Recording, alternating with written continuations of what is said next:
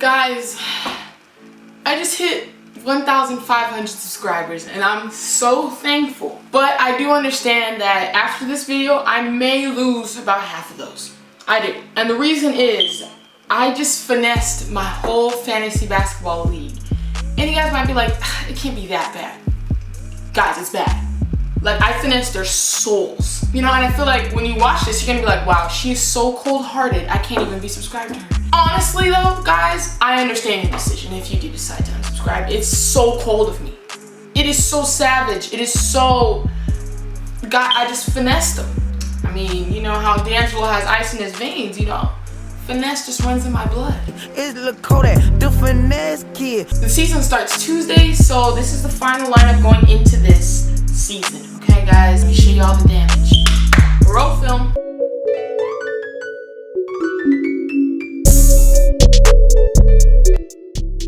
Alright guys, so y'all remember, if you have not watched part 1, you gotta watch it. It's a whole series. I did the live draft on there, so watch that before you watch this, because you won't be able to get it. But you guys remember my previous lineup. It was disgusting. And you guys remember I actually traded James Harden for CP3 and KD. That was my first finesse of the season.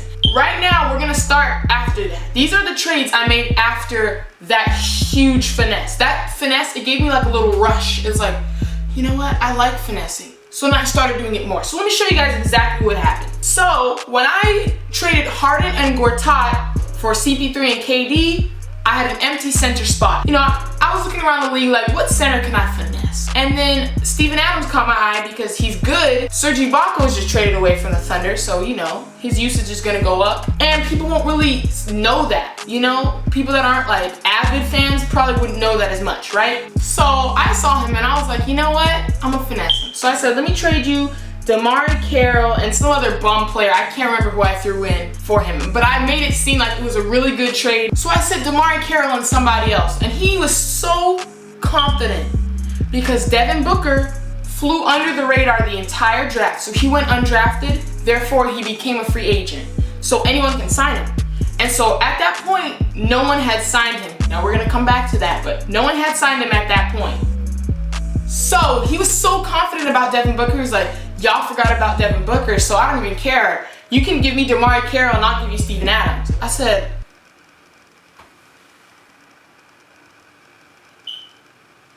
It's Lakota, the finesse kid. now at this point, guys, this is how much of a finesser I am, okay? At this point, the day before that, I had already seen Devin Booker on the block and I said, I'm gonna snap him up. Because guess what? I'm a finesse queen. I'm the finesse kid, okay? So I added him the day before this man said this stuff, or 2 days before this man said this stuff, right? So I had already added him, but the trades didn't go through until Wednesday of last week. He still looked like he was up on the auction block, but in reality, he was in the process of being added to my team. You see what I'm saying? So this man is so hyped. He thinks he's getting Devin Booker for a steal. You know, he doesn't have to trade anybody away. He's all hyped. You know what? He's like, fine, you can take Steven Adams. I'll give you DeMarre Carroll. Like, that's how confident I am. Me, knowing that I already had Devin Booker, when he said this stuff, I'm thinking, okay, he's hyped about getting Devin Booker. I have to make him think he still has Devin Booker, otherwise he's gonna pull out this trade quick. So I literally tweeted and I said, dang it, man, you're right. We totally slept on Devin Booker, man. SMH, like, that sucks. I was acting like I was all sad that I didn't have Devin Booker. So he actually accepted the trade. So now, guys, I added Steven Adams for DeMarre Carroll. So I barely traded away anything. I got a whole center out of it, right? The very next morning is when everything went through. So the adding of the free agents went through to everybody's teams, right? And right before it actually switched over, I changed my team name to You Got Finessed. And that's it. I didn't say a word to him. I didn't say anything. And so in the morning, I wake up to this. It's Lakota, the finesse kid. Boy, who hide is me. It was so sad. It was gut-wrenching for me. I felt really bad. Now I got Devin Booker for free and I got Steven Adams practically for free, okay? Now let's move on to the next finesse. I wanted Paul George, okay? I had my eyes on Paul George. Same dude has Paul George on his team after he just got finessed by me. So I was like, you know what? I'll give you Eric Bledsoe, Devin Booker, and Elfrid Payton for Paul George. I told him this. I said, I'll give you all those people for Paul George. And some of you guys are like, that's not a good move because blah, blah, blah. I'll explain at the end why it was a good move. I'll explain at the end. But you guys have to be like, oh my gosh, like, it's way too many people. Wait, okay? I know what I'm doing. I'm a finesse queen. Don't doubt. Played it up. I played up Elfrid Payton especially. I said, you know, now that Victor Oladipo's gone off the Magic, he's gonna go crazy. I said they both average 20, and Paul George averages like 20 something, and each of these people average 20. So, it was a lie. Not all of them average 20, but look, I'm trying to finesse. I'm not gonna tell the truth all the time. I'm sorry. So, he was like, for sure. So, he was trying to trade him, and there was like a glitch with Paul George being on the can't cut list. So, it was a glitch, but it finally went through, guys. Now, when I proposed a trade, I said Elfrid Payton, but I guess he didn't actually go through. So, the only people he got from me was Eric Bledsoe and Devin Booker.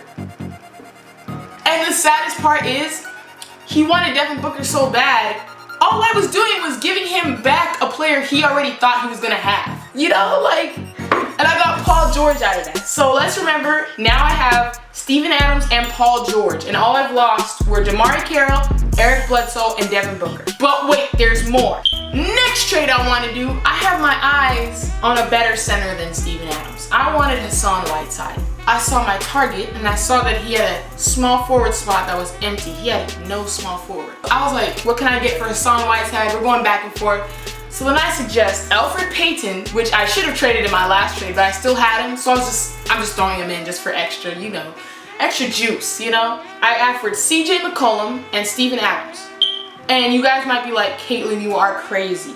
I will explain at the end. Just wait, okay? And I said CJ McCollum because you'll have a nice small forward that deserves to start. And I was like, Evan Fournier does not deserve to start. He's not going to be good since Ibaka came and blah, blah, blah.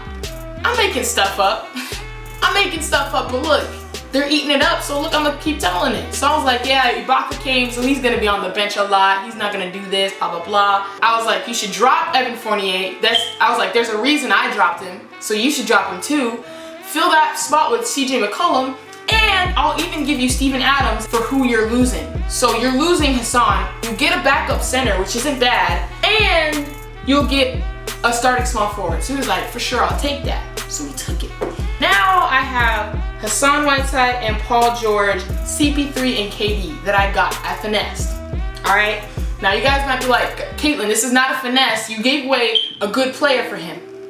Wait till the end. I'm gonna let you in on a little secret.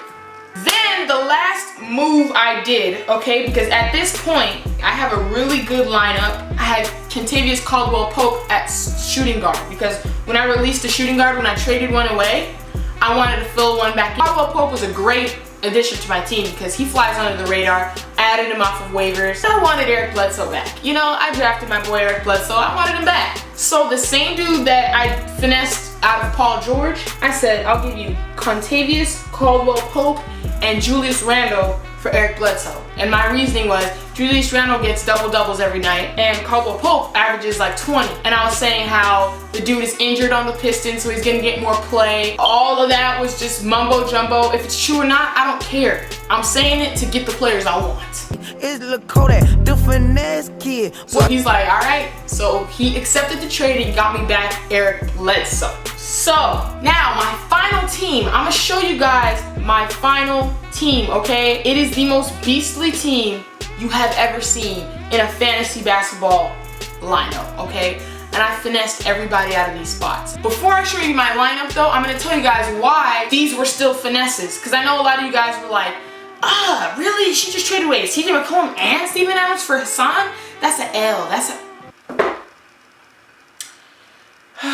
Oh, ye of little faith. This is a head-to-head league. What that means is they take different categories and put them head-to-head. So, it's not like you're having players just going against each other. per se. It's different categories. So there's like a 3-point made category, a field goal percentage category. Depending on what head-to-head league you're in, you have different categories too. So there might be free throw percentage category, steals category, rebounds category, all that stuff. For the Hassan Whiteside trade, for example, I traded away Steven Adams, CJ McCollum, Elfrid Payton. In my book, Elfrid Payton was not about to get into my starting lineup. If you see how star-studded my starting lineup is, Elfrid would have never seen the court, so I'm trading him away, okay? Plus, I can add other people off waivers that are as good as him. CJ McCollum, what is this man most known for? Points. He kind of sometimes gets some assists and rebounds, but the main thing he'd be used for is points. Now, in my lineup, I'm good on points because I have DeMarcus Cousins, Andre Drummond. These guys not only are good for rebounding, which centers are usually just for rebounding, field goal percentage, things like that. They also get me points too. Let's not forget I have CP3, KD, Paul George, so I have a lot of scores. So I'm good on points. But I wanted to fill in that extra center spot because I remember last year, the rebounding section and the field goal percentage section killed me, and I lost because of that. So I wanted to make sure this year I was strong on rebounds and field goal percentage. Hassan Whiteside had one of the highest field goal percentages in the league last year, and of course you guys know he's an amazing rebounder. Therefore, that's 2 categories right there that I'm securing by adding him to my team. I have DeMarcus, Drummond, and Hassan Whiteside. I'm going to win the rebounding category. I don't care who I play in my league, I'm gonna win it. Plus, field goal percentage, you know, they mostly do putbacks and whatnot, so centers' field goal percentages are extra high. Therefore, I've locked that category down too. And usually, centers are just used for like rebounding, field goal percentage, just like I just said. But all these guys are capable of scoring as well. So they're adding a lot to my points, unlike other teams where their centers just add to the rebounds and field goals. So that's 3 categories I've secured by getting him. Now, CJ McCollum would have only really given me a notable contribution to my points category. That's 1 category. Hassan Whiteside is 3 categories. 1, 3. 3 is greater than 1. The Warriors blew a 3-1 lead. That's not the point. You know, Steven Adams, he's not gonna secure a rebounding thing for me. He'll contribute, but he wouldn't have secured it. You know, same with points. He would not have secured any of those categories for me. He would have just contributed. Therefore, I got 3 categories, and I gave him pretty much just 1. That's a finesse, okay? Same with Eric Bledsoe, Devin Booker for Paul George, okay? Eric Bledsoe and Devin Booker. Eric Bledsoe's pretty good, right? So I got him back. So I'm not even gonna count him. So pretty much I just gave him Devin Booker for Paul George. And Devin Booker, he's good at scoring. Once again, he dabbles in assists and whatnot. He's not gonna get you a lot of rebounds. Paul George can make a small dent in my rebounds, but also give me a lot of scoring consistently. That's what I'm looking for. He's in my starting lineup. I now have 2 categories that I'm adding to, plus he gets assists as well, so you know he's making a dent in those 2 categories, but he's giving me a lot of scoring as well consistently. Also, he's good at defense, so you know, his steals can impact my steal category as well. I have people like CP3 already, Isaiah Thomas, so my steals category is gonna be pretty solid, okay? I got Eric Bledsoe back, so we're not even gonna count him. So I pretty much just gave him Devin Booker for Paul George. That's a finesse. DeMarre Carroll for Steve Adams, back when I did that trade. I mean, let's be real, that's a huge finesse. And I just used Steve Adams as a trading piece to finesse another person.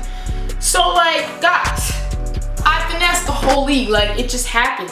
Now, I added some people off waivers. I added Derrick Rose. I'm gonna give, you know, he plays on Tuesday, I believe, so I'm gonna see how he does and see if, you know, he's worth keeping. If not, I'll drop him. You know, I also added Enes Kanter off waivers and Evan Fournier off waivers. So there are 2 people that I do still have my eye on, and that is Jeremy Lin and Thaddeus Young. So I kind of want them on my team, but, you know, I want to see how these guys do first. And I didn't want to add too many point guards in the bench. You know, I wanted a variety. So now I have a point guard. I have a point guard in Derrick Rose. I have a shooting guard small forward in Evan Fournier and a center in Enes Kanter. So it's very, like, a wide range of bench players. But let me show you guys the finished product, okay? So this is my team, guys. Chris Paul, Eric Bledsoe, John Wall.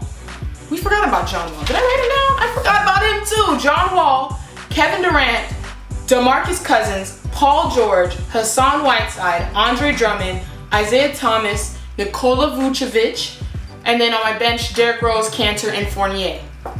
Guys, You cannot tell me I didn't win already. My utility is still fire too. I mean, people always were sleeping on Isaiah Thomas. Like, I was trying to trade him away and people wouldn't take it. And I was like, y'all are asleep. These guys don't think smart. They think about who's a star player, who looks like the biggest star. I was low-key helping them out by giving them some good players. Okay, look, I finessed them. But still, I gave away some good players that can contribute to more than one category. Because head-to-head is not about if you're a star player or whatnot. If you're a star player and you only score, I don't want you on my team. I want people that are well-rounded so I can win every category. Because all those categories contribute to my overall win. For example, Paul George, he can contribute in more than one category instead of just CJ McCollum just giving me one category. I don't care how much you score in that category. If you're only giving me one, I don't want you. All my centers are gonna give me 3 categories. Most other people, they're just gonna give them 2 categories, if 2. This is the guy I finessed out of Paul George. This is his team now. Yeah, I feel bad.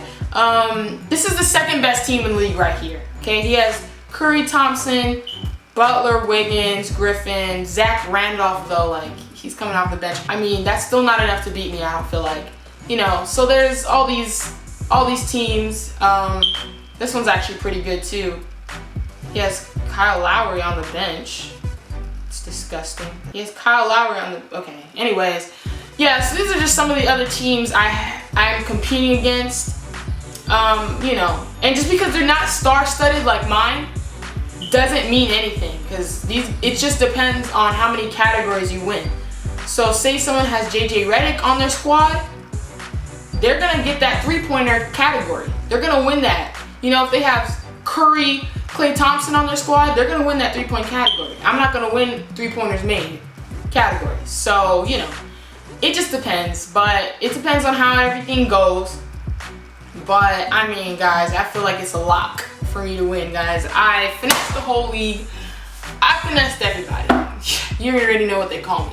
It's Lakota, the finesse kid. Boy, who hide is me. So tell me what you guys think in the comments. What can I call my team?